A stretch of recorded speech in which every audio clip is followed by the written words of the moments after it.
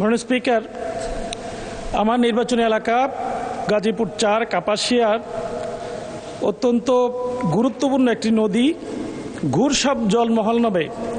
এই নদীটি ফ্যাসিস্ট আমল থেকে স্থানীয় কিছু প্রভাবশালী ব্যক্তি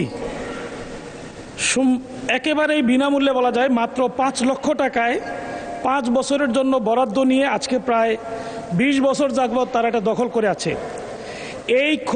এই নদী দখলের কারণে প্রায় ৩৫০০ পরিবার নদী তীরবর্তী যারা জেলে হিসেবে নিজেদের জীবনযাপন করত, আয়ের উৎস ছিল, তারা তাদের আয় থেকে বঞ্চিত হচ্ছে এবং একেবারে কষ্টে জীবনযাপন করছে।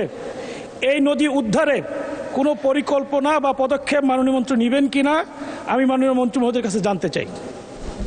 মাননীয় মন্ত্রী। মাননীয় স্পিকার, এই ধরনের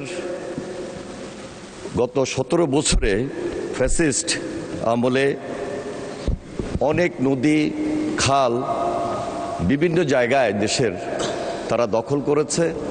আমরা আইনগত প্রক্রিয়ার মাধ্যমে সেগুলো অবশ্যই উদ্ধার করার জন্য চেষ্টা করব। পাশাপাশি ওনার যে গুরসাব জলমহল এই খালটি নদীটি এটি কি পরিমাণ সেখানে দখল হয়েছে, আমি আশা করছি যে আমাদের মাননীয় এমপি সাহেব উনি সব বসে আমরা আলোচনা করে মন্ত্রণালয়ে সেটা সংশ্লিষ্ট জেলার ডিসি সাহেবের সঙ্গে আলোচনার সাপেক্ষে আমরা প্রয়োজনীয় ব্যবস্থা গ্রহণ করার উদ্যোগ গ্রহণ করব।